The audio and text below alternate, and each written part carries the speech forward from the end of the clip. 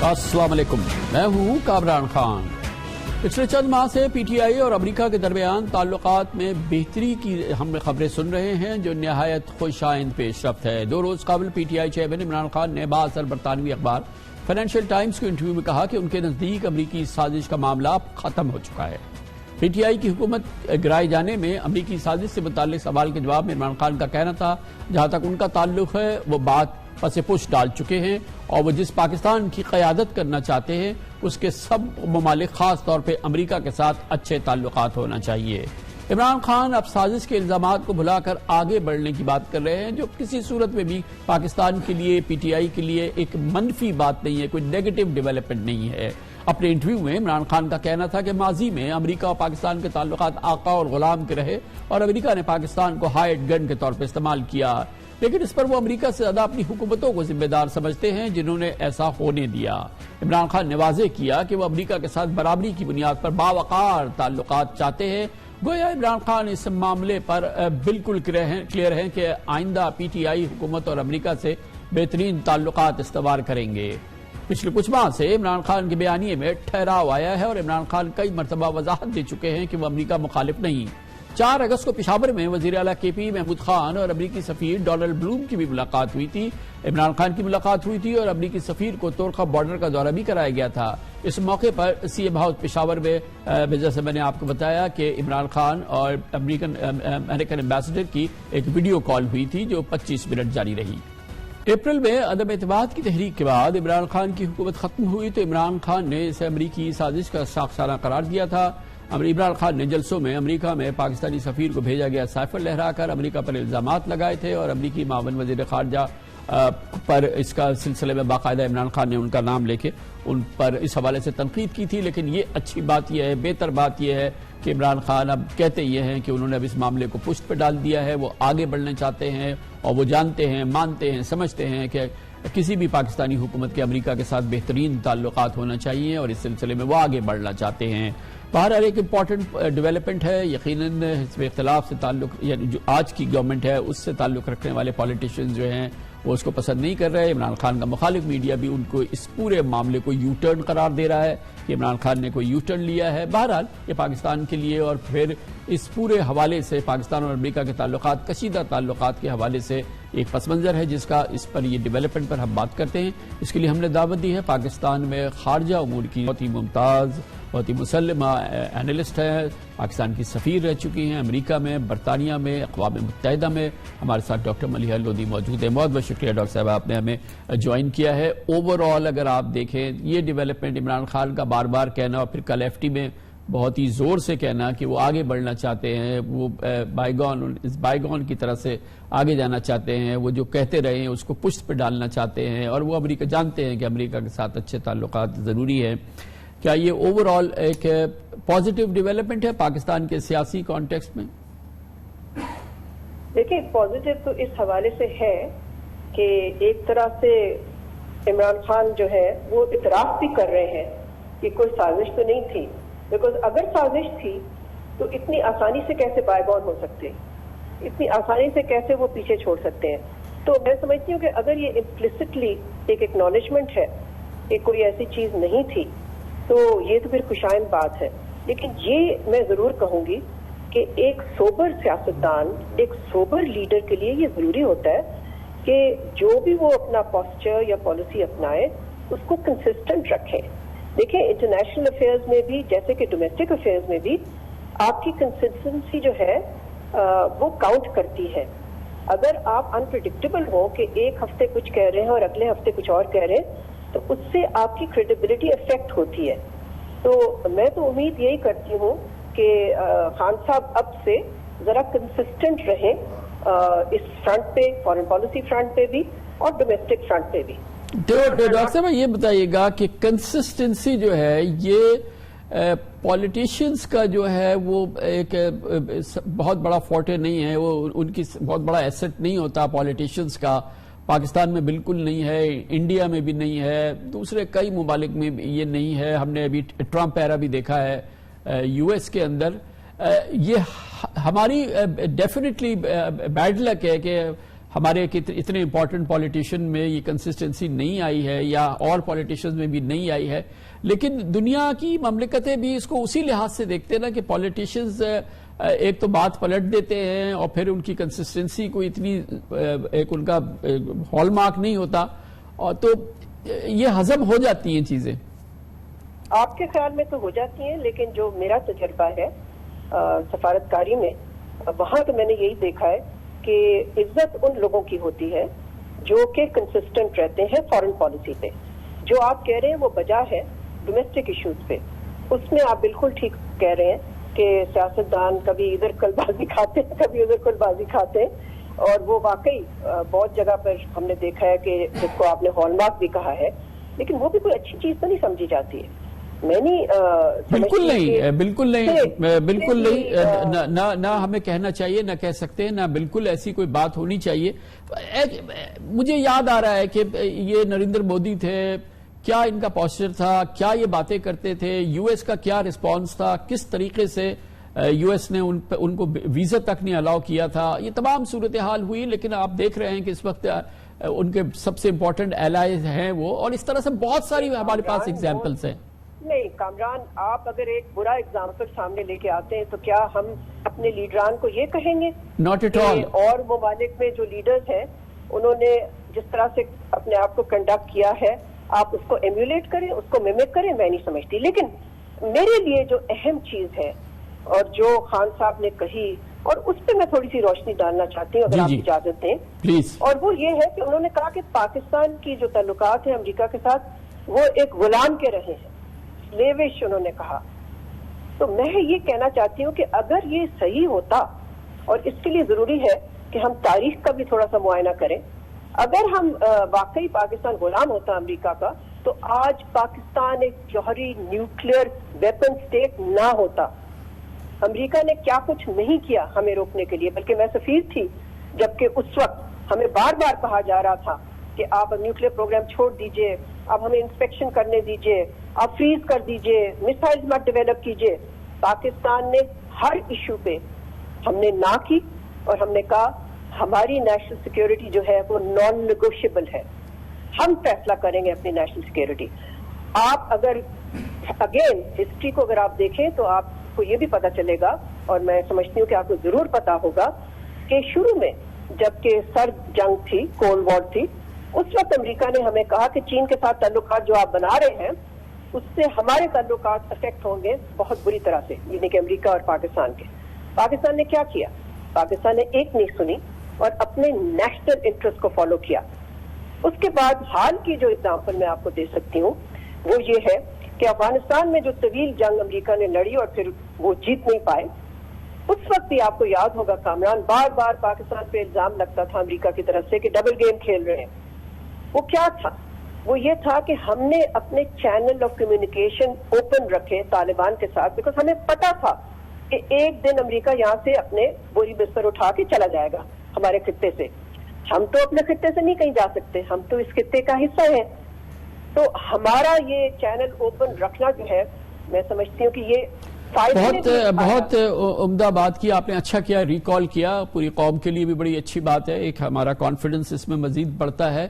کیا اس میں یہ ایڈ کر سکتا ہوں کہ چاہے پاکستان میں پھر اس پوزیشن کو, اس سیلف ریسپیکٹ کو اگر ہم اس کو کہیں, اس کو مینٹین ہر لیڈرشپ نے کیا ہے. اس کو عمران خان نے بھی کیا, نواز شریف نے بھی کیا, بے نظیر بھٹو نے بھی کیا, ذوالفقار علی بھٹو نے بھی کیا, پرویز مشرف نے بھی کیا, اور غلام اسحاق خان نے بھی کیا, اور جنرل ضیاء الحق نے بھی کیا. کیا یہ صحیح ہے؟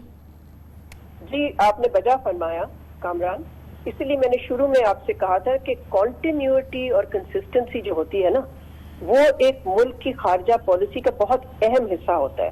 اور میں سمجھتی ہوں کہ ہمیں اس پہ فخر ہونا چاہیے کہ پاکستان کی سویلین اور ملٹری قیادت, چاہے آپ کو وہ پسند ہو یا نا پسند ہو, انہوں نے یکساں طور پہ ایک پالیسی فالو کی جس میں کہ پاکستان کے جو کور انٹرسٹ تھے, کور اسٹریٹجک انٹرسٹ تھے, اس کی حفاظت کی, اور کوئی ایسی پالیسی نہیں اڈاپٹ کی جو کہ کانٹری تھی ہمارے نیشنل انٹرسٹ کو. میں سمجھتی ہوں کہ دیکھیں اس طرح کی اسٹیٹمنٹ کہ جی پاکستان غلامی کرتا تھا, ہم کبھی کسی کی غلامی نہیں کی, اور یہ جو ہے اس سے آپ صرف ملک کو بے عزت کرتے ہیں، ملک کو بے عزت کرتے ہیں آپ.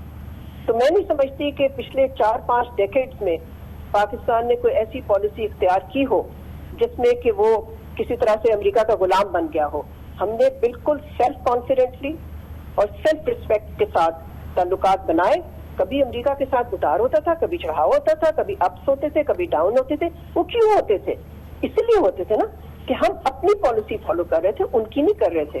اور اس کو مد نظر رکھتے ہوئے کر رہے ہوتے امریکہ سے اچھے تعلقات کے ہم خواہاں ضرور ہونے چاہیے. ہماری کوشش یہ ہونی چاہیے کہ ہمارے اچھے تعلقات رہیں اپنے تمام انٹرسٹ کو ہم سیکیور کرتے ہوئے. بالکل ہمیں اسی طرح ہی کرنا چاہیے. امریکہ، چین اور سعودی عربیہ ہماری 3 اسٹریٹجک ریلیشن شپس ہے. اس میں ظاہر ہے چین سے سب سے اہم ہے، پھر سعودی عربیہ سے بھی بہت اہم ہے، لیکن امریکہ سے بھی اہم ہے. تو ان تعلقات کو ہمیں برقرار رکھنا چاہیے اور نارملائز کرنا چاہیے، نہ کہ الزامات کے ذریعے ہم پورے انوائرمنٹ کو خراب کریں اور ان تعلقات کو بھی ایروڈ کریں. بہت بہت شکریہ، بڑی نوازش، بہت عمدہ تجزیہ دے رہی تھی doctor Maleeha Lodhi. Commercial break, اس کے بعد ذکر کریں گے عمران خان ہوں، وزیر اعظم شہباز شریف ہوں، سپریم کورٹ آف پاکستان سے رجوع کر رہے ہیں جوڈیشل کمیشن بنا دیں. عمران خان قتل کا معاملہ، FIR کا معاملہ، ارشد شریف قتل کا معاملہ کینیا میں، اور اعظم سواتی کے ساتھ ٹارچر اور تمام جو تضحیک ان کی ہوئی، یہ تمام معاملات. اس وقت سارا زور یہی ہے کہ سپریم کورٹ اس سلسلے میں جوڈیشل کمیشن بنائے، اور چیف جسٹس صاحب فی الحال اس سلسلے میں بینچ سے مشاورت کر رہے ہیں. اسی بات کرتے ہیں چھوٹے سے وقت کے بعد. Welcome back. پاکستان تحریک انصاف نے اب سپریم کورٹ سے پارٹی چیئرمین عمران خان پر قاتلانہ حملے کی جوڈیشل انکوائری کے لیے کمیشن بنانے کا مطالبہ کر دیا ہے. آج PTI رہنماؤں نے سپریم کورٹ آف پاکستان کے علاوہ سپریم کورٹ کی لاہور، کراچی، پشاور اور کوئٹہ رجسٹری میں بھی آئینی درخواستیں جمع کرا دیں. PTI نے موقف اختیار کیا ہے کہ حملے کے بعد پولیس نے عمران خان کی جانب سے دیے گئے 3 ناموں کو FIR میں شامل نہیں کیا اور مقدمہ درج کرنے سے انکار کیا. عمران خان کے قاتلانہ حملے کے علاوہ PTI نے سینیٹر اعظم سواتی کی مبینہ ویڈیو اور ارشد شریف کے کینیا میں قتل کی تحقیقات کے لیے بھی سپریم کورٹ آف پاکستان سے جوڈیشل کمیشن بنانے کی استدعا کی ہے. درخواست میں چیف جسٹس آف پاکستان جناب جسٹس عمر بندیال سے تینوں معاملات پر آرٹیکل 184(3) کے تحت از خود نوٹس لینے کی استدعا کی گئی ہے. اس سے پہلے سینیٹر اعظم سواتی خود پر ٹارچر کی تحقیقات سے متعلق سپریم کورٹ سے از خود نوٹس لینے کی استدعا کر چکے ہیں. آج عمران خان نے حقیقی آزادی لانگ مارچ کے شرکاء سے خطاب میں کہا کہ ان کی جماعت ملک میں قانون کی بالادستی چاہتی ہے. اس وقت ملک میں حالات یہ ہیں کہ وہ اپنے اوپر قاتلانہ حملے سے متعلق FIR بھی نہیں کٹوا سکتے. اس سے قبل وزیر اعظم شہباز شریف نے بھی چیف جسٹس آف پاکستان کو 2 خط لکھ کے عمران خان پر حملے اور ارشد شریف کے قتل کی تحقیقات کے لیے جوڈیشل کمیشن بنانے کی درخواست کی تھی. عمران خان نے وزیر اعظم کے اس اقدام کا خیر مقدم بھی کیا تھا. بتایا جا رہا ہے کہ ان دونوں معاملات پر جوڈیشل کمیشن تشکیل دینے سے متعلق چیف جسٹس کی دیگر سپریم کورٹ ججز کے ساتھ مشاورت کا سلسلہ مکمل ہونے کے قریب ہے. دوسری جانب حکومتی شخصیات کی جانب سے عمران خان پر قاتلانہ حملے کو ایک ڈرامہ کہا جا رہا ہے. آج شوکت خانم ہاسپٹل کے ڈاکٹرز نے عمران خان کا طبی معائنہ کیا تو باقاعدہ اس کی ویڈیو میں گولیوں کے زخموں کو صاف دکھایا گیا تھا. اس موضوع پہ بات کرتے ہیں اور اس کے لیے ہمیں جوائن کر رہے ہیں ممتاز legal affairs correspondent supreme court of Pakistan کے بہت عمدہ سینئر کورسپونڈنٹ ہیں، خبر صحافی حسنات ملک صاحب ہمارے ساتھ موجود ہیں. بہت بہت شکریہ حسنات ملک صاحب. یہ بتائیے گا کہ یہ بہت ہی ایگریسولی ایک جانب پرائم منسٹر کی جانب سے، دوسری جانب سے PTI اور عمران خان کی جانب سے یہ جوڈیشل کمیشن کے فارم کرنے کی استدعا کی جا رہی ہے ان پہ قاتلانہ حملے کے حوالے سے، پھر ان پر جو ڈاکٹر اعظم سواتی صاحب کا معاملہ ہے، پھر ظاہر ہے کہ ارشد شریف کا جو قتل کا معاملہ ہے. اس وقت کیا اسٹیٹس ہے ان درخواستوں کا؟ کیا سپریم کورٹ نے اپیرنٹلی اس کو انٹرٹین کرنا شروع کیا ہے؟ جی کمران صاحب، جو بھی supreme court human right cell میں درخواست آتی ہے وہ انٹرٹین ہو جاتی ہے، لیکن یہ جو تینوں معاملات ہیں اس پہ already chief justice Umar Ata Bandial نے ہیومن رائٹ سیل جو ان کی انہی کی ڈائریکشن پہ قائم ہے، جو کام کر رہا ہے، انہوں نے کام کرنا شروع کیا. جس طرح اعظم سواتی صاحب کے معاملے میں FIA سے رپورٹ مانگی، ارشد شریف کے معاملے میں ہم نے دیکھا کہ جو فیکٹ فائنڈنگ کمیشن کینیا گیا تھا ان سے کہا گیا کہ جی وہ اپنے جو فیکٹ وہ شیئر کریں. اس کے علاوہ عمران خان کا جو معاملہ FIR کا، اس پہ بھی آئی جی کو سے پوچھا گیا تو آئی جی نے دوسرے دن رپورٹ دے دی کہ جی یہ ہم نے ایف آئی آر درج کر دی. تو ہیومن رائٹ سیل میں چیف جسٹس عمر عطا بندیال ان کا یہ کہنا ہے کہ جی سو موٹو لینے سے پہلے ہم کچھ جو لوازمات ہیں جو مٹیریل ہے وہ اکٹھا کریں گے, اس کے بعد ہم دیکھیں گے کہ کیا ہمیں اس معاملے میں جو ہے وہ انٹروین کرنا چاہیے یا نہیں. تو سپریم کورٹ کا ہیومن رائٹ سیل آلریڈی ان تینوں معاملات پہ جو ہے وہ اپنی ورکنگ کر رہا ہے. تو یہ آگے جو آج کی درخواستیں ہیں میرا خیال ہے یہ سمپل ایک یہی ہے کہ جو ایک چیف جسٹس کو باور کرایا جا رہا ہے, یا جو پی ٹی آئی کا ایک ہم نے دیکھا کہ صرف پاناما جو ان کا ایک طریقہ کار رہا ہے, جو اسٹریٹجی رہی ہے کہ وہ ایک پریشر بناتے ہیں.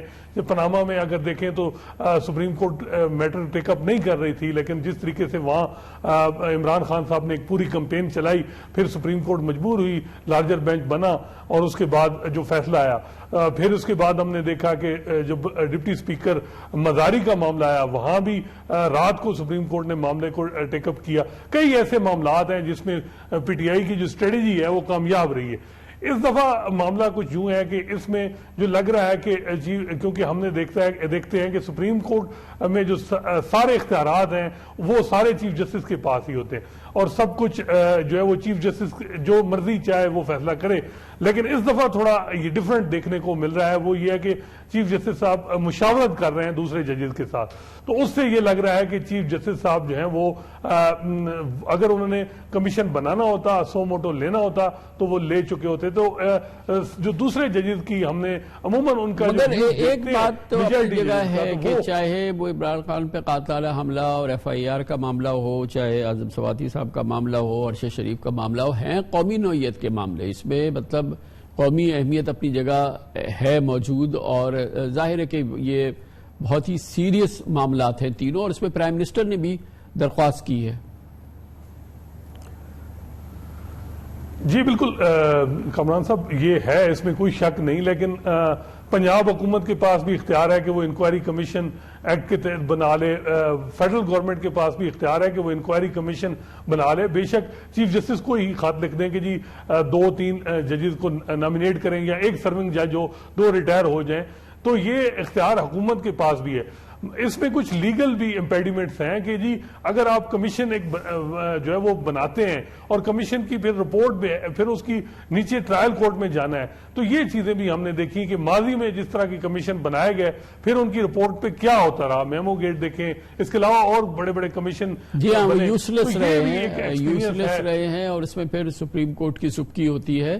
مگر ایک معاملہ اس میں یہ ہے کہ خاص طور پہ جو عمران خان پر قاتلانہ حملے کی ایف آئی آر ہے, یہ معاملہ کافی سیریس ہے, کیونکہ اس معاملے میں جو ایف آئی آر جب یہ درج کی پنجاب پولیس نے, تو اس نے سہارا لیا سپریم کورٹ کی ہی حکم کا, اور سپریم کورٹ نے پھر آئی جی کے اس قدم کی جس میں کہ انہوں نے مسترد کر دی تھی عمران خان کی ایف آئی آر اور اپنی ایک ایف آئی آر درج کی تھی, اس کو سپریم کورٹ نے اس پر کوئی اعتراض نہیں اٹھایا اور اس پہ کسی قسم کی تنبیہ نہیں کی, اور بلکہ اس کو ایک طرح سے ایکسپٹ کر لیا. تو یہ ایک نیا موڑ ہے ایف آئی آر کے معاملے کے حوالے سے, اور ظاہر ہے کہ آئندہ تاریخ میں بھی اس چیز کو اس کا ذکر رہے گا. جی کامران صاحب, اس میں آپ بالکل ٹھیک کہہ رہے ہیں کہ یہ تھا کہ جی جب اب آئی جی رپورٹ دیں گے ہم اس کو دیکھیں گے کہ پھر مناسب آرڈر پاس کریں گے, لیکن خاموشی ہے. اس کے ساتھ زبیر نیازی جو عمران خان کے ریلیٹو, انہوں نے ہیومن رائٹ سیل میں درخواست دی, تو وہ درخواست انٹرٹین ہی نہیں ہوئی اور انہیں کہا گیا کہ آپ پراپر فورم پہ جائیں, یعنی 22A کی درخواست دیں, اور یہ بھی میسج کنوے کیا گیا کہ آپ نے آلریڈی اپنے کیس کو تباہ کیا ہے. ایک چیز جو ہم دیکھ رہے ہیں کہ اس میں جو اپوائنٹمنٹ ہونی ہے اس مہینے میں وہ بڑی امپورٹنٹ ہے. ساری چیزیں, ساری سیاست اور اسٹیٹس کو ہی لگ رہا ہے کہ وہ رہے گا, اور جب نئے آرمی چیف کی اپوائنٹمنٹ ہوگی تو پھر دیکھنا ہوگا کہ پی ٹی آئی کی سیاست کیا رہے گی, پھر کیا وہ اسی طرح ہی ایجیٹیشن کریں گے ایف آئی آر کے معاملے پہ. میرا خیال ہے یہی چیز سپریم کورٹ کے بھی ذہن میں ہے کہ جب وہاں تبدیلی, پھر پی ٹی آئی کیا وہ اپنی حکمت عملی بناتی ہے, پھر میرا خیال ہے کہ یہ چیزیں میں بھی اس پہ نوٹس لے لیا جائے. ابھی تک یہی ہے کہ سپریم کورٹ میں خاموشی ہی ہے. تھینک یو سو مچ, بہت بہت شکریہ. حسنات ملک ہمارے ساتھ تھے. کمرشل بریک, اس دوران نیوز ہیڈ لائنز دیکھیں, اس کے بعد ہم اپنے پروگرام کے باقی کے ساتھ واپس کون بنے گا پاکستان کا نیا چیف آف آرمی اسٹاف؟ اس وقت پاکستان میں سب سے اہم سوال، سب سے کلیدی سوال، سب سے امپورٹنٹ ترین موضوع یہی ہے کہ جنرل قمر جاوید باجوہ کے بعد نیا آرمی چیف کون، کیوں اور کیسے بنے گا؟ اس وقت جتنے منہ اتنی باتیں، قیاس آرائیاں، چیمو گوئیاں، سرگوشیاں، خشکمانیاں، افواہیں اور نہ جانے کیسے کیسے اندازے آپ میڈیا میں، سوشل میڈیا میں دیکھ رہے ہیں، اور ایسی گفتگو، ایسے اندازے، ایسے معنی دیے جا رہے ہیں ڈیولپمنٹس کو جو اس سے پہلے نہ کبھی دیکھے گئے اور نہ سنے گئے۔ اس موضوع پر اس قسم کا میڈیا اور سوشل میڈیا گفتگو، بیانات، تقاریر اور انٹرسٹ اس سے پہلے ہم نے پاکستان کی تاریخ میں کبھی نہیں دیکھا۔ نئے آرمی چیف کی تعیناتی پر صلاح مشورہ کر کے وزیر اعظم شہباز شریف لنڈن میں وہ صلاح مشورہ کرتے رہے۔ 5 روز وزیر اعظم نے چھٹی کے لنڈن میں گزارے اور اس کے بعد آج وہ واپس لوٹ آئے ہیں، اور کہا جا رہا ہے کہ اس سلسلے میں بنیادی ان کا کام وہاں پہ فیصلہ لینا تھا کہ آرمی چیف کے معاملات کو کیسے آگے بڑھایا جائے، اور یہ تھی مشاورت صرف جناب شہباز شریف کی اپنے بھائی جناب نواز شریف کے ساتھ یا بھتیجی محترمہ مریم نواز کے ساتھ۔ مگر اب 13 اتحادیوں اور خصوصاً آصف زرداری صاحب کے ان اتحادیوں کے فیصلہ کل ووٹ کی باری ہے، کیونکہ یہ معاملہ آسانی سے طے ہونے والا نہیں اور خالی لنڈن اس کا فیصلہ نہیں کر سکتا۔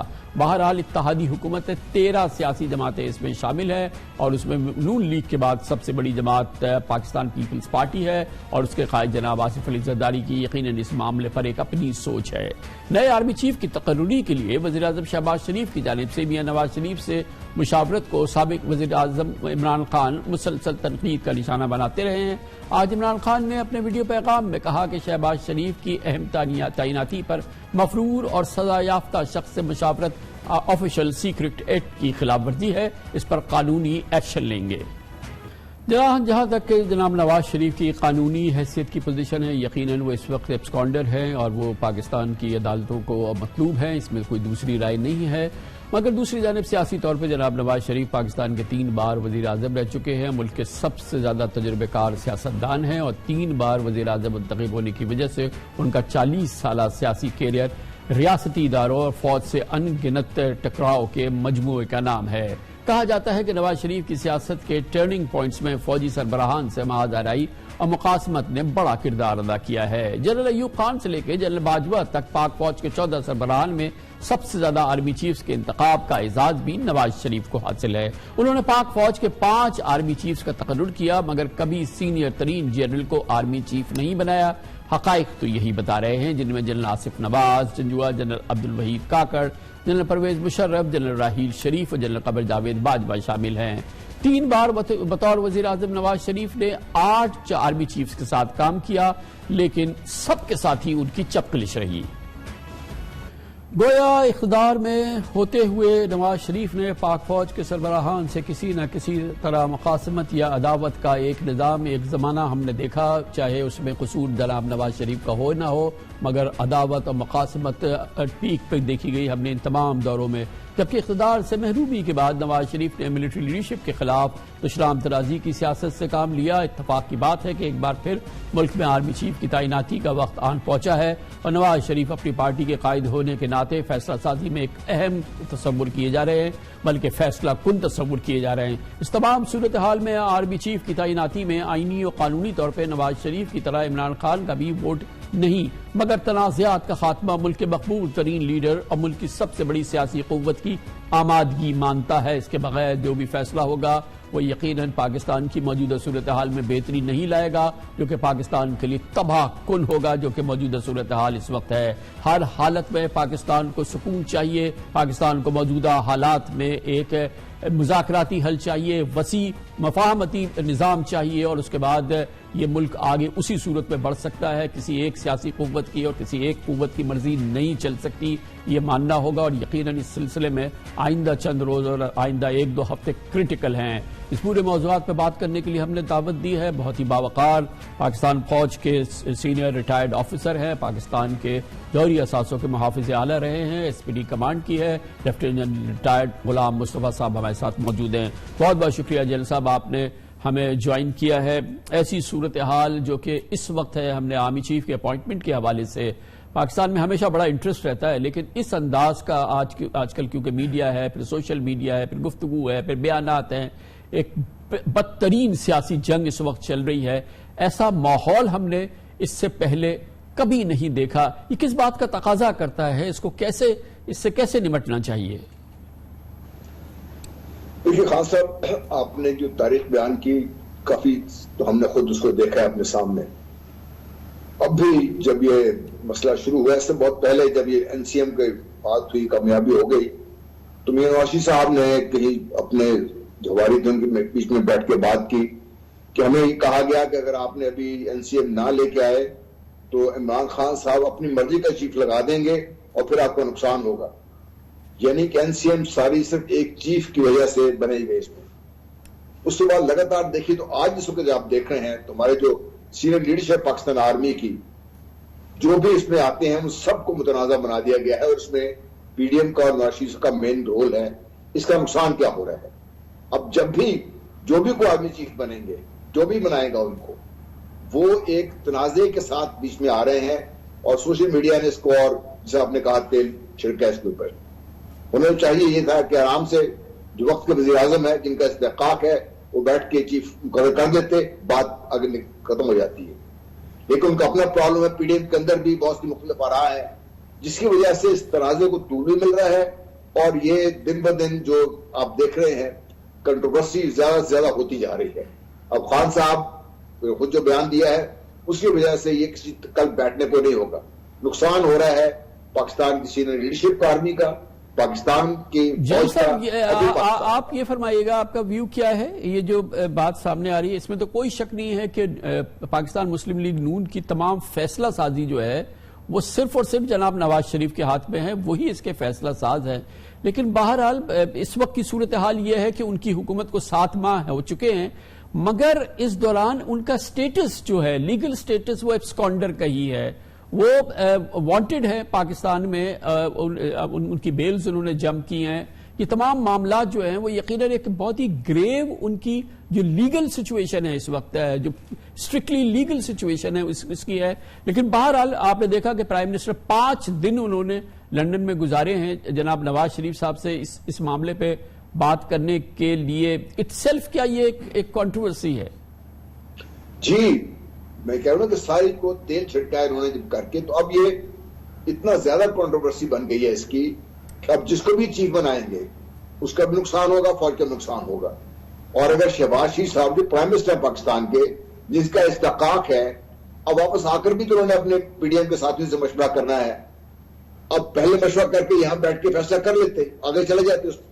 اب وہ چونکہ نہیں ہوا، خان صاحب نے اس کو ایک نئے طریقے سے اٹھا لیا ہے، اور لیگلی اسپیکنگ جو میرا اپنا خیال ہے، ہو سکتا میں نظر ہوں، یہ فیصلہ کسی صورت میں لندن میں ڈسکس نہیں ہونا چاہیے تھا.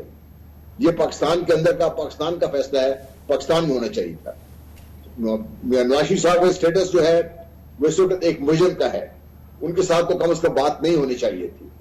ہوا ہے، میں سمجھتا ہوں یہ غلط ہوا ہے. یہ جل صاحب پھر بھی اب کون کیا کر سکتا ہے؟ مطلب ڈوبل کیا ہے اس صورتحال میں؟ اور آفٹر آل اپوائنٹمنٹ ہونی ہے، آفٹر آل یہ ساری سچویشن ہے، مگر دوسری جانب ہے نواز شریف صاحب کا جو اسٹیٹس ہے اس معاملے میں، وہ ایک تو بات صاف کہہ چکے ہیں کہ کسی قسم کی عمران خان سے بات نہیں کرو، کسی قسم کے ارلی الیکشن کی بات نہیں کرو. الیکشن جو ہے وہ 9 مہینے بعد، 10 مہینے بعد کراؤ.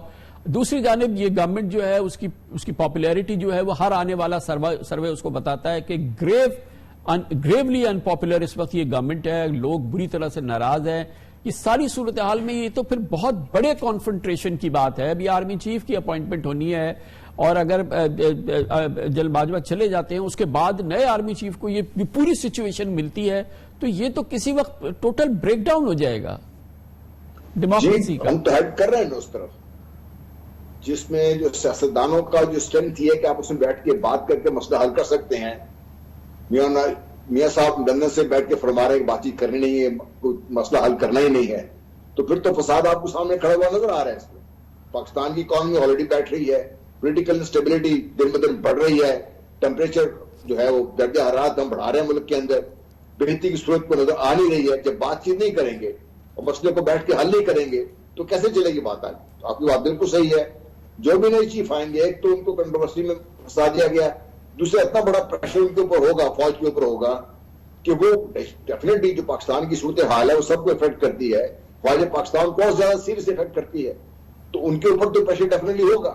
اب بھی ان کے لیے موقع یہ ہے کہ یہ کسی تنازع سے بچنے کے لیے خان صاحب کے ساتھ مشاورت کر کے کم از کم پاکستان کی جو اس وقت سب سے مقبول ترین سیاسی جماعت ہے، خان صاحب اس کے لیڈر ہیں، ان کو بٹھا کے بات کر لیں اور جس کو بھی مقرر کرنا ہے مقرر کر دیں، تاکہ یہ کنٹروورسی بعد میں نہ کھڑی ہو، بعد میں ہمارے گلے میں یہ ڈھول بجتا رہے سارے. تو یہ فرمائیے گا، جو اس کے لیے تو کاؤنٹر آرگیومنٹ ہے نا کہ یہ ٹوٹلی ثبابدید ہے پرائم منسٹر کی، اور ان پر نہ لازم ہے نہ ان کی ضرورت ہے کہ وہ خان صاحب سے اس سلسلے میں بات چیت کریں. خان صاحب بھی کوئی ایسے بات کرنے کے موڈ میں تو نظر نہیں آتے ہیں اپوزیشن کے ساتھ. جب وہ گورنمنٹ میں تھے اپوزیشن کے ساتھ نہیں، اور اب جب وہ اپوزیشن میں ہے تو گورنمنٹ کے ساتھ ہاں الیکشن کے موضوع پر وہ کہتے ہیں کہ وہ بات کریں گے. لیکن آپ کو کیا لگتا ہے پاکستان میں اس سے پہلے اس قسم کا ڈیڈ لاک ہو چکا ہے، اور ہم نے دیکھا تھا کہ جنرل وحید کاکڑ نے اس میں بڑا ایک اس وقت کے آرمی چیف نے بہت ہی ایک ڈیسائسو رول پلے کیا تھا. کیا وہ اس قسم کی سچویشن کا تقاضا کرتی ہے موجودہ حالات جو ہیں؟ دیکھیے، جو صورتحال ہے خان صاحب آپ کے سامنے ہے، پورا ملک دیکھ رہا ہے، دنیا دیکھ رہی ہے ہمیں. We are laughing stock of the world right now. اس صورتحال کو آپ نے سلجھانا تو ہے، اور سٹارٹنگ پوائنٹ اس کا کیا ہوگا؟ اس کا جب آپ کے معاشی مسائل بڑھ جاتے ہیں، سیاسی مسائل بڑھ جاتے ہیں، تو جمہوریتوں میں سے اس کا ایک ہی حل ہے کہ ہم نیا مینڈیٹ لے کے آ جائیں لوگ، تاکہ نئے سرے سے شروع کریں کام.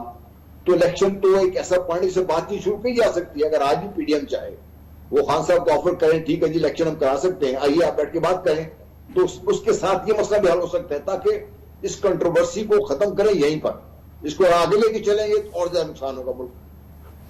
Thank you so much sir, thank you very much. Lieutenant general retired Ghulam Mustafa ہمارے ساتھ تھے. کمانڈ کی ہے پاکستان کی آرمی کی اسٹریٹجک فورس کو، اور یعنی کہ پاکستان کے جوہری اسلحہ کے اور جوہری ہمارے اثاثوں کے محافظ اعلیٰ رہے ہیں جنرل غلام مصطفیٰ. ابھی آپ نے ان کی گفتگو سنی، کمرشل بریک، اور اس کے بعد ذکر کرتے ہیں پاکستان کی معیشت کے حوالے سے بدترین خبریں. کوئی دن ہوتا ہے کہ نہ آئے، اور آج بھی اس قسم کی خبریں جو ہیں وہ موجود ہیں. ایک جانب غالب کے سروے کہتا ہے کہ 88% پاکستانی کاروباری ادارے پاکستان کی سمت کے بارے میں بہت پریشان ہیں. وہ سمجھتے ہیں غلط سمت پہ پاکستان جا رہا ہے. یہی کاروباری ادارے عمران خان کی حکومت میں اس سال کے شروع میں 32% تھے جو اس قسم کی سوچ رکھتے تھے. اور دوسری جانب ہم دیکھ رہے ہیں کہ عوام یہ کہہ رہے ہیں، اس کی اکثریت نے آج ایک سروے میں کہا ہے کہ وہ سمجھتے ہیں کہ موجودہ حکومت تمام مہنگائی کی ذمہ دار ہے. دوسری جانب پاکستان کا CDS جو پاکستان کے بیرونی قرضوں کے حوالے سے بڑا کریٹیکل ایک گراف ہے یا امپورٹنٹ نمبر ہے، وہ پاکستان کی تاریخ کا بدترین سطح پر اس وقت پہنچ گیا ہے. دوسری جانب بیرون ملک پاکستانی ملک میں جو فرق آ گیا ہے اوپن مارکیٹ اور جو کب مارکیٹ کے جو ریٹس ہیں، تو پاکستان میں ریمیٹنسز میں بھی بہت بڑی کمی آ گئی. یہ بے پناہ چیزیں جو ہم آپ کے سامنے رکھتے ہیں، جو اس بات کا تقاضا ہے کہ قومی اتحاد ہو اور قوم مل کے اس کا فیصلہ کرے، خاص طور پہ سیاسی قوتیں. اس کی بات کرتے ہیں چھوٹے سے وقفے کے بعد. شہباز حکومت بیک وقت بدترین سیاسی اور معاشی چیلنجز کی جکڑ میں ہے. معاشی فیصلوں میں مبینہ ٹال مٹول کی وجہ سے اس حکومت کے IMF کے ساتھ تعلقات کشیدہ ہوتے جا رہے ہیں، اور لگتا ہے کہ بہت جلد اس کے علاوہ اسی حکومت کو عوامی غض و غضب کا بھی سامنا کرنا پڑے گا، کیونکہ IMF کی تجویز پر 800 ارب روپے کے منی بجٹ کی آمد ہے. گویا نئے ٹیکس لگیں گے اور مہنگائی میں مزید اضافہ ہوگا، اور ایک عام پاکستانی مزید مہنگائی کے بوجھ تلے دبے گا.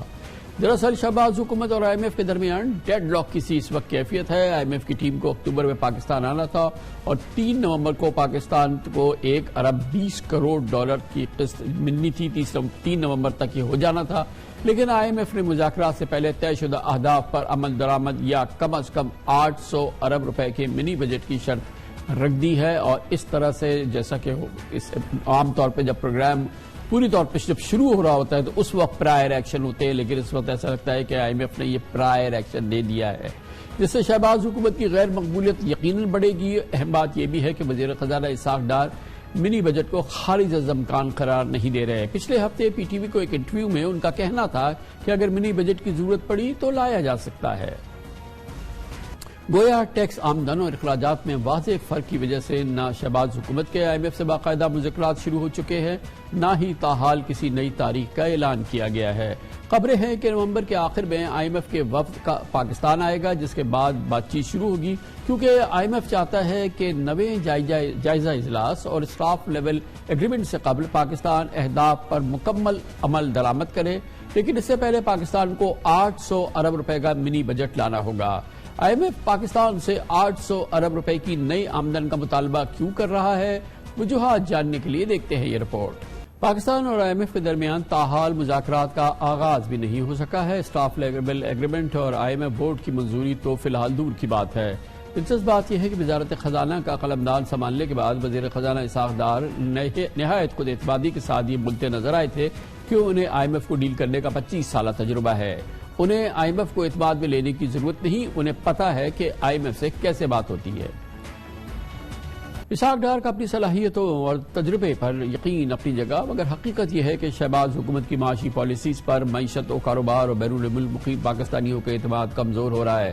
اس مالی سال کے 4 ماہ میں ترسیلات زر میں 9.27% کمی آ چکی ہے۔ پچھلے مہینے اکتوبر میں ترسیلات زر یعنی کہ ریمیٹنسز میں 15.7% کمی آئی تھی، جو اس سال فروری کے بعد سے کم ترین سطح ہے۔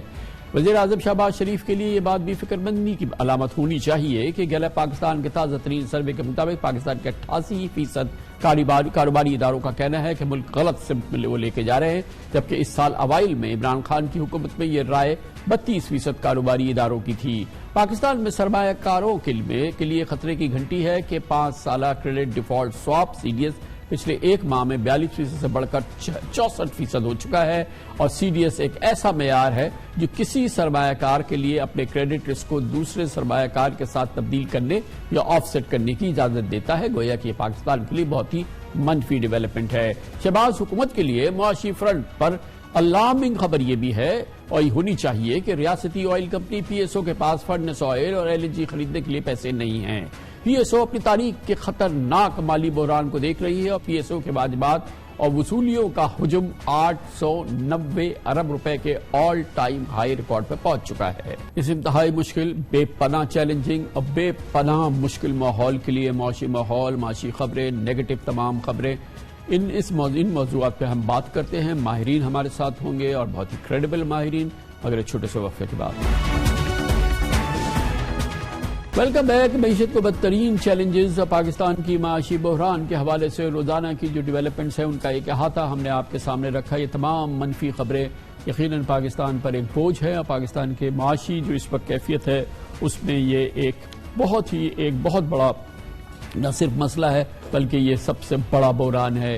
اس پر بات کرنے کے لیے، ماہرانہ رائے لینے کے لیے ہمیں جوائن کر رہے ہیں جناب ہارون اختر خان، سابق وزیر موصولات بھی ہیں، اور ہمیں جوائن کر رہے ہیں عمار خان، معاشی امور کے ماہر ہیں۔ بہت بہت شکریہ آپ حضرات کا۔ ہارون صاحب، آپ بتائیے گا کہ اس وقت بہت ہی ایک گریو کہنا چاہیے ہمیں جو چیلنجز ہیں اکنامک فرنٹس پہ وہ ہم دیکھ رہے ہیں، اور اب اس میں روزانہ مسلسل خبریں آ رہی ہیں۔ آپ دیکھ رہے ہیں کہ بزنس کانفیڈنس جو ہے وہ بری طرح سے ڈپلیٹ کر رہا ہے، بزنسز کا گیلپ کہتا ہے 88% ڈاؤن ہو چکا ہے، ہمارا سی ڈی ایس جو ہے وہ اب آل ٹائم ہائی ہو گیا ہے، ہمارے ریمیٹنسز پہ پریشر آ گیا ہے، اور اب ہم دیکھ رہے ہیں کہ لوگ پریفر کر رہے ہیں کہ وہ کب میں سے استعمال کریں، اور پھر یہ ظاہر بینکنگ چینلز کو ہم نہیں یوز کر رہے، اور پھر ہمارے ریزروز پہ بے تحاشا پریشر ہے۔ تو اب اس کا حل کیا ہے اور اس کی بنیادی وجہ کیا ہے؟ بنیادی اس وقت اس کا ریزن کیا ہے؟ کس کو ہمیں ایڈریس کرنا ہے؟ کامران خان صاحب، thank you for inviting me. دیکھیے، ہمارا پہلے یہ خیال تھا کہ آئی ایم ایف پروگرام جو ڈی ریل ہو چکا تھا اس گورنمنٹ کے آنے سے پہلے، اس کو if we bring it back on track تو حالات ٹھیک ہو جائیں گے and a lot of other money is going to roll in۔ وہ نہیں ہو سکا۔ اب آپ نے ریسنٹلی دیکھا ہے کہ ڈار صاحب کی کو بڑی امید تھی اور وہ گئے بھی واشنگٹن، انہوں نے کوشش کی کہ کچھ کنسیشنز فلڈز کی وجہ سے یا کچھ ویورز لے لیں، بٹ مجھے لگتا نہیں ہے کہ that is forthcoming. Prime minister صاحب نے بڑے چکر لگائے ہیں اور بڑی کوشش کی ہے، but the money that was supposed to roll in after the IMF program, Saudi Arabia, Qatar it will come, but it is being delayed. تو میں آپ کے سوال کا یہ جواب دوں گا کہ number one thing is political stability. Whatever it takes, we've got to give the impression to the world that politically ہم ایک اسٹیبل ڈائریکشن پہ جا رہے ہیں. اس کی جب بھی الیکشن اناؤنس کر رہے ہیں 10 مہینے کی جگہ 8 مہینے میں کر دیں, but announce an election date جس کی وجہ سے ایک اسٹیبلٹی آئے گی. خالی الیکشن ڈیٹ اناؤنس نہیں کرنا ہے نا ہارون صاحب, تمام پولیٹیکل فورسز اس کو ایگری کریں. خالی گورنمنٹ کے اناؤنس کرنے سے تو کام نہیں بنے گا. گورنمنٹ تو کہہ چکی ہے کہ 10 مہینے بعد الیکشن ہوں گے. Right, but what I am saying is کہ وہ تو ایک نیگوشیشن کی بات ہے نا. میں یہ کہہ رہا ہوں کہ ہر کسی کو تھوڑا تھوڑا سیکریفائس کرنا پڑے گا. جو بھی سیکریفائس تھوڑی بہت کی ضرورت ہے کر لیں. میں اس لیے 6 سے 8 مہینے اس گورنمنٹ گویا آپ یہ کہہ رہے ہیں کہ اس مسئلے کا حل صرف ایک حل ہے, ضروری حل ہے, اور اس کے بغیر کام نہیں بنے گا کہ پولیٹیکل سٹیبلٹی آئے اور یہ پولیٹیکل فورسز کی جو جنگ ہے یہ رک جائے.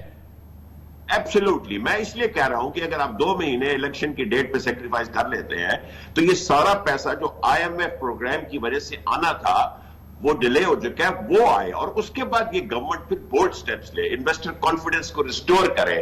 یہ سارے جو مسئلے ہیں اس وقت جو پیسہ باہر جا رہا ہے, گیلپ پول کا آپ نے ذکر کیا ہے, it is a stunning information that they have come up with. اب تو ہمیشہ سے یہ کہہ رہے تھے کہ بزنس مین ہی بھاگ گیا ہے, بزنس مین ریزیڈنس چھوڑ رہا ہے, بینکوں میں لوگ پیسہ نہیں کر رہے. بینکوں میں پیسے اس لیے نہیں کر رہے کہ ان کو پتا ہے کہ وہ اکاؤنٹ فریز ہو جائے گا. 4 تو ادارے ہیں جو اکاؤنٹ فریز کر دیتے ہیں, بٹ وہ گورنمنٹ اس وقت کرے گی جب روپے کی ایک سٹیبلٹی آ جائے گی. روپے کی سٹیبلٹی اس وقت آئے گی جب سعودی عربیہ, قطر, ابو ظہبی, چائنا, یہ سارے لوگ جو رول اوور کرنے اور جو پیسے ریسکیڈول کرنے. لیکن آپ نے امپورٹنٹ بات کی کہ یہ ہوتا, یہ IMF پروگرام کا ایک فالو اپ ایکشن ہوتا. عمار صاحب یہ بتائیے گا, یہ پالیٹکس سے علیحدہ IMF اور گورنمنٹ اس وقت ریلیشن شپ کہاں کھڑی ہے؟ ہمیں یہ بتایا گیا تھا کہ اکتوبر میں یہ ریویو ہوگا, یہاں IMF ہوگا, 3 نومبر تک ہمیں جو ہے ٹرانچ اگلی مل جائے گی.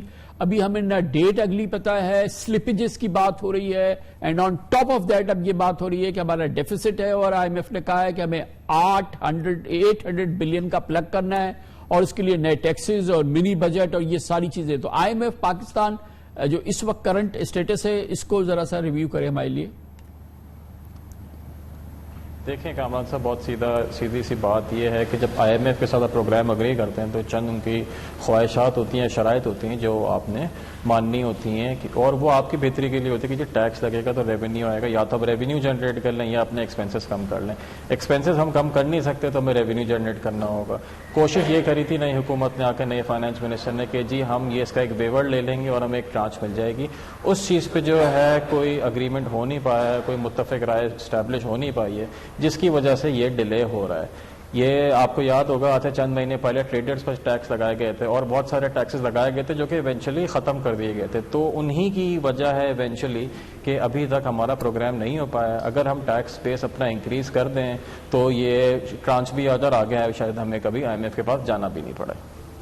تو ہارون صاحب یہ دیکھیے گا کہ ایک بڑی عجیب بات ہے کہ ابھی ہم پروگرام کے اندر ہی ہیں, لیکن ہمیں پرائر ایکشن دے دیا گیا ہے. ایفیکٹولی اصل بات یہ ہے کہ اب ہمیں پرائر ایکشن دے دیا گیا ہے. IMF اس وقت آئے گا جب ہم یہ چیزیں کریں گے, جو ہمارے سلپیجز ہیں اس کو پہلے ہم پلگ کر دیں اور پھر یہ نیا بجٹ لے آئیں اور یہ تمام چیزیں کریں. یہ ایک بڑی ایکسٹراڈنری بات ہے کہ IMF آئے گا نہیں اس وقت تک جب تک ہم یہ نہیں کریں گے. تو کہیں سے کوئی کنسیشن کی بات نہیں ہے. دیکھیے, ایک تو ٹرسٹ ڈیفیسٹ ہے, اوور دی ایئرز جو ہم کمٹمنٹ کرتے آ رہے ہیں وہ پوری نہیں کرتے, لہٰذا وہ پرائر ایکشن پہ آ گئے ہیں. مگر میں جہاں تک ٹیکسیشن کا تعلق ہے میں بتا دوں, یہ اکانومی اس وقت 800 ارب روپے کا ٹیکس نہیں لگا سکتی. آپ کو میں اس کا وجہ یہ بتاتا ہوں کہ اکتوبر کی لیٹسٹ جو ان کی گروتھ ہوئی ہے ایئر آن ایئر, مطلب اس سال اکتوبر کی as compare to last year October کی ٹیکس ریونیوز میں, دیٹ از اونلی 14 to 15%. جبکہ آپ کا نامنل جی ڈی پی اس وقت انفلیشن 23 سے 25 جا رہی ہے, nominal G D P real G D P وہ کہتے ہیں 2% گرو کرے گا. تو مطلب 25% تو کم از کم آپ کو گرو کرنا چاہیے ریونیو. اگر وہ ریونیو 15% گرو کر رہا ہے تو اس میں FBR کا کیا فالٹ ہے؟ آپ کا اکانومی کا پہیا چلنا بند ہو گیا. آپ لیٹر آف کریڈٹ تو کھول نہیں سکتے, آپ مشینری تو لا نہیں سکتے, آپ اسپیئر پارٹس تو لا نہیں سکتے, تو پہیا کیسے گھومے گا؟ اس لیے میں نے کہا کہ سب چیزیں چھوڑیں, political stability and then take bold actions. Status quo کے دن چلے گئے, اس دلدل سے نکلنے کے لیے بولڈ ایکشن لینے, اور میرا خیال ہے کہ انشاءاللہ یہ گورنمنٹ کیپیبل ہے. اس کو 6 مہینے بھی مل گئی تو وہ ایک دفعہ پولیٹیکل اسٹیبلٹی ہو جائے تو یہ بولڈ ایکشنز لے کے الیکشن میں جائے گی. ارے جی وہ اب پتہ نہیں نومن تیل ہوگا تو رادھا ناچے گی. اس وقت یہ کتنے دن افورڈ کر سکتی ہے یہ اکانومی, اس قسم کا جو ٹرموائل ہے, پولیٹیکل ٹرموائل ہے, جس کے دوران مسلسل ریزروز ڈپلیٹ ہو رہے ہیں, روپی اپنی پوزیشن پہ ظاہر ہے کہ ویور کر رہا ہے, اور پھر یہ تمام معاملات جو ہیں یہ ہم دیکھ رہے ہیں کہ یہ کتنا اور اس طرح سے چل سکتا ہے کام. اور ابھی ہم نے اگر ہمیں یہ منی بجٹ دینا ہے جو کہ بالکل دینا ہے اور یہ تمام چیزیں کرنی ہے, تو ہمارے صاحب یہ اکانومی کتنا سہ سکتی ہے اس چیز کو؟ نہیں, یہ بالکل صحیح کہہ رہے ہیں ہارون صاحب, اکانومی بالکل نہیں سہ سکتی, بیکاز پہیا جام ہو گیا ہے, انڈسٹری نے جو ہے کام کرنا چھوڑ دیا ہے. اگر را مٹیریل ہی نہیں ہوگا, ان پٹ ہی نہیں ہوگا, تو آؤٹ پٹ کیا پروڈیوس ہوگا؟ ان پٹ کیوں نہیں ہو رہا؟ کیونکہ آپ ایل سی نہیں کھولنے دے رہے. ایل سی آپ کیوں نہیں کھولنے دے رہے؟ ایل سی کھولیں گے تو ڈالر باہر جائے گا, ڈالر باہر جائے گا تو روپے کی جو قدر ہے اس میں اضافہ ہوگا. ایک ہم نے فکس کیا ہوا اپنے دماغ میں کہ جی 2.20 2.21, اور کبھی کبھار تو فائنانس منسٹر یہ بھی کہتے ہیں کہ 200 سے نیچے کا ڈالر ہونا چاہیے. جب ایسی بات کریں گے تو کوئی بھی نہیں کھولے گا. جس کو ایل سی کھولنی بھی کی وہ بولے گا کہ 200 سے نیچے جب آ جائے گا کسی طرح آرٹیفیشلی پش کر آ کے, تو میں اس وقت کھول لوں گا. تو اس طرح کی جو میسجنگ ہوتی ہے اس سے ہی اکانومی جو ہے وہ آگے نہیں چل پاتی. میسجنگ کلیئر کرنی ضروری ہے, اسٹیبلٹی ضروری ہے, حکومت لوگوں کو کام کرنے دیں, بزنسز کو کام کرنے دیں, پھر جا کے کچھ ہوگا. اگر اس طرح ہوگا تو صحیح کریں, ٹیکس بھی کلیکٹ نہیں کر سکتے ہم تو. اور اب ہارون اختر صاحب, انفلیشن جو ایک عام آدمی کا مسئلہ ہے, 25% 26% کی آل ٹائم انفلیشن ہے, یہ ایسی اور لوگوں کی کمر ٹوٹ رہی ہے. اور اب یہ جو گیپ آیا ہے, اس کے لیے جو یہ بجٹ لانا ہے اور یہ تمام چیزیں کرنی ہے, آپ کے علم میں ہے نا کہ آل ٹائم ہائی ریسیویبلز ہیں اس وقت پی ایس او کے. یہ پاکستان کی سب سے بڑی کمپنی کسی بھی وقت جو ہے وہ ڈوب سکتی ہے. کامران خان صاحب, یہ لاگ جیم ہے, یہ سب کچھ جیم ہوا ہے. مار صاحب نے بالکل صحیح کہا کہ ایل سی کھولیں گے تو ریزرو ڈپلیٹ ہوں گے, تو روپیہ بڑھے گا. ہم آرٹیفیشلی اس کو ہولڈ کرنا چاہتے ہیں, 200 سے کم کرنا چاہتے ہیں. Don't agree with that, fundamentals allow نہیں کرتے. آلریڈی اس حکومت نے 240 سے 220 کر کے کیا ہے. بٹ دیر از نو وے کہ آپ انفلیشن کو اس طرح کم کر سکتے ہیں. آئی ایم ایف کی جو کنڈیشنز ہیں, پیٹرول پہ سیلز ٹیکس لگانا ہے, پیٹرولیم ڈیولپمنٹ لیوی کو 50 روپے کرنا ہے, اس سے انفلیشن. اس لیے میں کہہ رہا ہوں کہ لمیٹڈ ٹائم آپ اپنے پاس لیں, پھر الیکشن پہ جائیں. اس سے پہلے جو فیصلے ہیں بورڈ فیصلے کریں اور ایک انڈسٹریل ماڈل لے کے آئیں, تاکہ آپ الیکشن جانے سے پہلے. ہارون صاحب, وہ تو کر سکتی ہے ایک نان پولیٹیکل گورنمنٹ, ایک کیئر ٹیکر گورنمنٹ ہو, ایکسپرٹس کا ہو, جن کو پرواہ نہ ہو کہ ان کو ووٹ لینا ہے. یہ گورنمنٹ کیسے لے گی آگے اتنی بری طرح سے ہر الیکشن ہار رہی ہے؟ اور یہ آپ جو تمام فرما رہے ہیں, یہ تمام چیزیں کرنے کے بعد تو 2-4 ووٹ ملنے وہ بھی نہیں ملیں گے. کامران خان صاحب, بہت اچھا آپ نے سوال کیا ہے. پرابلم یہ ہے کہ میں نے اس ملک میں جتنی بھی کیئر ٹیکر گورنمنٹ دیکھی ہیں وہ انتہائی ویک ہوتی ہے. وہ ہر کوئی کانسٹیٹیوشن کے مطابق اپنا پرائم منسٹر لگانا چاہتا ہے, اپنا چیف منسٹر لگانا چاہتا ہے. وہ اس طرح کر کے پک اینڈ چوز کر لیتے ہیں. تو جب کانسٹیٹیوشن میں 3 مہینے کی یا 2 مہینے کی کیئر ٹیکر گورنمنٹ ہوتی ہے, اس کے پاس تو کوئی پاور نہیں ہوگی کوئی فیصلے کرنے کے لیے. یا تو اس کو پاور دیں, یا تو سب پولیٹیشینز بیٹھیں اور ایک فیصلہ کریں کہ 6 مہینے کی ایک کیئر ٹیکر گورنمنٹ لگائیں گے, ہم پیچھے ہٹ جائیں گے, 6 مہینے میں الیکشن ہو اور اس میں ایکسپرٹس لے کے آئیں گے جو یہ سارے ڈیفیکلٹ ڈیسیژن لیں. اتنی پولیٹیکل میچورٹی ہمارے اندر ہے یا نہیں, that remains to be seen. Ammar صاحب یہ بتائیے گا, میں نے ابھی ہارون صاحب سے پوچھا لیکن میں تھوڑا سا اگر آپ مجھے تفصیل سے بتائیں. یہ پی ایس او کا معاملہ ہے, ہم ہمیشہ سنتے رہے ہیں, پتہ نہیں دہائیوں سے سن رہے ہیں کہ پی ایس او پہ پریشر ہے اور یہ ہے وہ ہے, لیکن اب جو خبریں آ رہی ہیں یہ کیا واقعی یہ گریو سچویشن ہے؟ دیکھیں کامران صاحب, یہ کم از کم 14 سے 15 سال ہو گئے ہیں اس بات کو. سرکولر ڈیٹ آہستہ آہستہ بڑھا جا رہا ہے. حکومت جو ہے, کیبنٹ کی ایک میٹنگ ہوتی ہے, حکومت اور مارکیٹ سے بورو کرتی ہے, پی ایس او کے ریسیبل سیٹل ہوتے ہیں اور وہ تیل بورو کر لیتا ہے. اس طرح کر کے یہ چیز چلتی رہے گی, ہم بورو کر کے ریسیبل سیٹل کرتے رہیں گے, مگر سرکولر ڈیٹ جو ہے وہ آہستہ آہستہ بڑھتا ہی جا رہا ہے. اس کا اسٹرکچرل ریزولوشن ہونا چاہیے. یہ 1 دن میں 2 دن کی چیز نہیں ہے, یہ اگلے 3 سے 4 سال یا 5 سال کی پلاننگ ہوگی, اسی سے یہ چیز ریزالو ہوگی.